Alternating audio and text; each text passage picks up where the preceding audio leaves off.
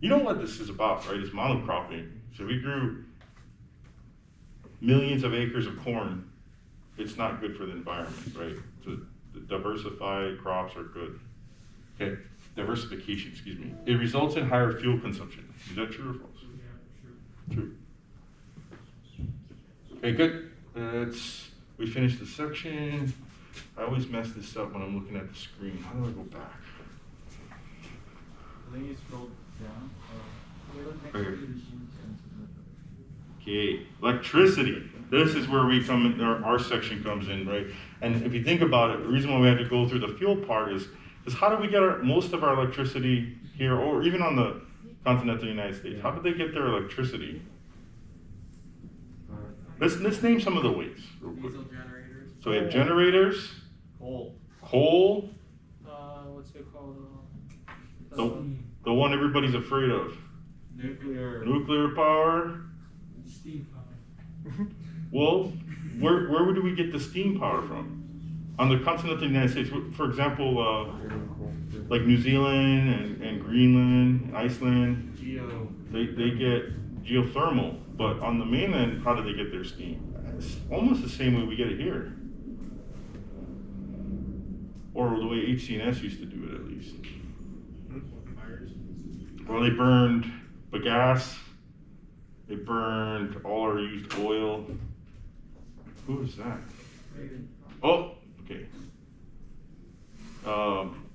They burned it in their boilers, and then they produced steam, which turned a generator, right?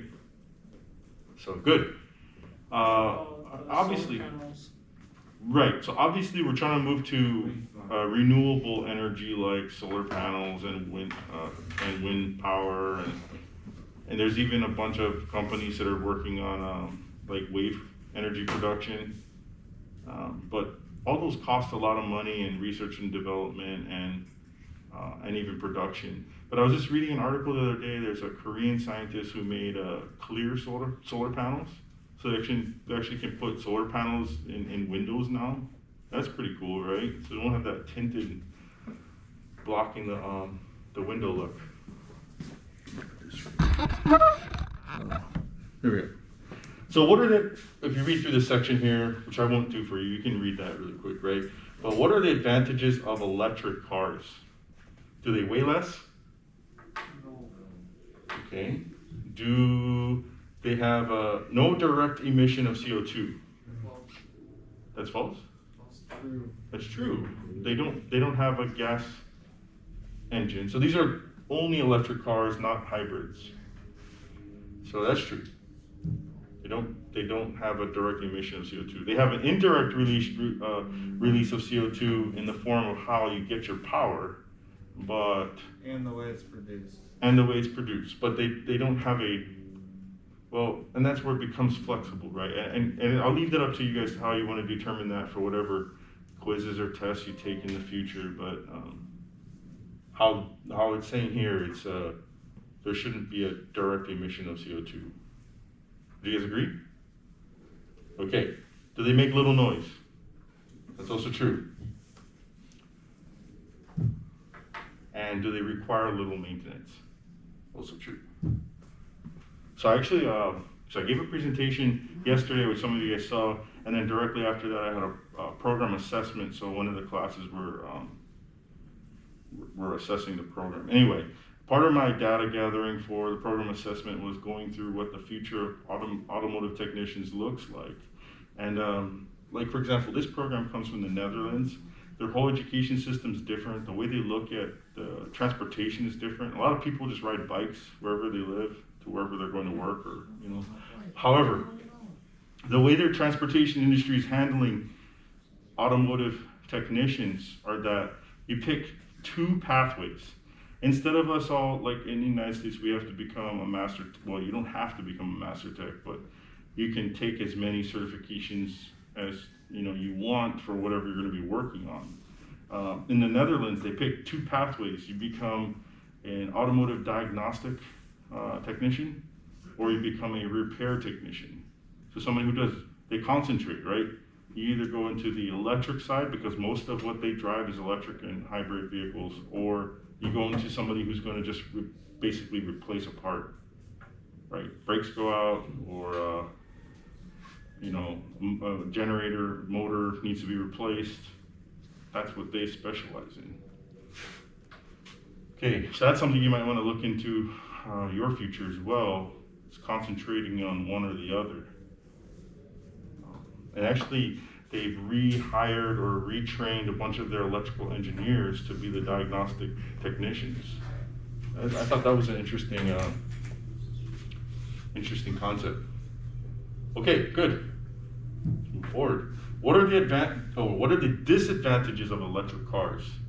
The batteries do not stay charged for long, which means the car has a limited driving range. True. Okay, that's true. Batteries are bad for the environment. That's very, very true. Until lithium is used less. Battery charging takes a long time. True. Depends on the charger. It's getting better every year. It is. It's still, our infrastructure, not just here, but around the United States, isn't as good as it could be for charging. So, but what do you guys want to choose? Say yes? True? Okay. The electric motor does not have as long service life as a combustion engine. False. Let's check that out. Okay, good. Move forward. Is an electric car environmentally friendly? No, an electric car is not environmentally friendly. Yes, an electric car is environmentally friendly if you charge the battery using green energy. Well, that's an interesting answer. And the third one is yes, an electric car is environmentally friendly if you charge the battery using energy produced by a conventional power station. Second one, yeah? Yes, check. And I think I gotta go to the top again.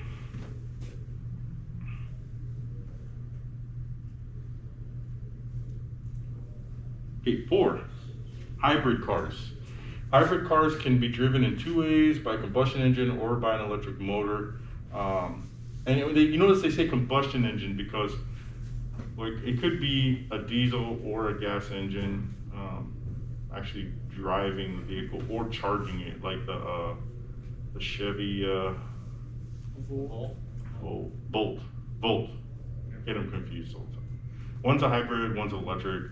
The hybrid actually charges the gas engine charges the electric system, so it's not really driving the vehicle. It charges the batteries up so the electric motor can drive it.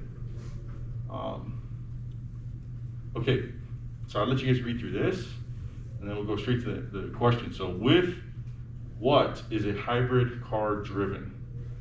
Do we have electric motor driving it? Yes. Do we have a combustion engine driving it? Yes. Yes.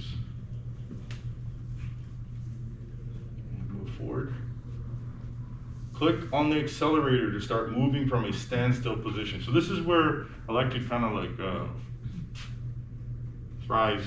Their animations and stuff that you can do, especially with electric and hybrid vehicle technology, is pretty good. You guys, Kate, can you hit the lights back there?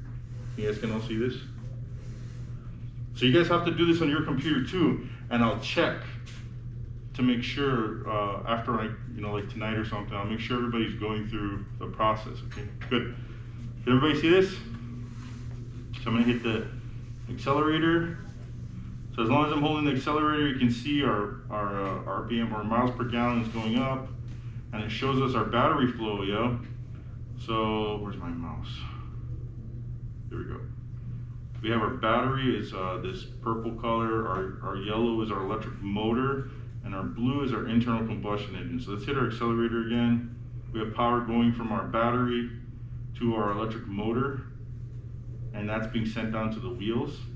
And then if we decelerate, or if we use the generator part, oh, what just happened? Wait there. Click the top arrow on the top right. Oh, this is a flat machine. Oh, Yep. where is it? It's on the On bottom. the bottom. Wake you up. Turn the light on. Shit. Over there, right there. See it? Oh. Look at the guts on the seat. That's not guts. Oh, it's not. I hope not. Did I scratch it? Oh shit. Okay. I think that is his guts smeared across the screen. All right. Let's go back. So sorry for saying. Unless it's like your dog's lambs going across the street. Okay, good.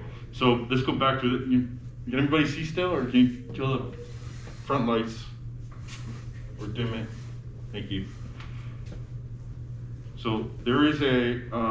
Does anybody know what this is called when we let off our accelerator and there's a different action that's taking place here? What's that called? Right, regenerative braking or regen. It uses the wasted heat and energy that would have gone into your brakes and uses that and recharges the battery by using the regenerative process of reverse polarity on the electric motor. It's a pretty awesome idea. Toyota came up with this, and I think Honda at the time, when Toyota made the first Prius, Honda actually did not make regen, and then they ended up trying to chase this down after the market at least. And so Toyota dominated the hybrid market for a very long time until just recently. So we go hit the accelerator again. You guys can see. Uh-oh. Let me use the mouse. Just really quickly, hit the accelerator. We go forward with getting us in motion with the electric motor, because that is a much more efficient way of creating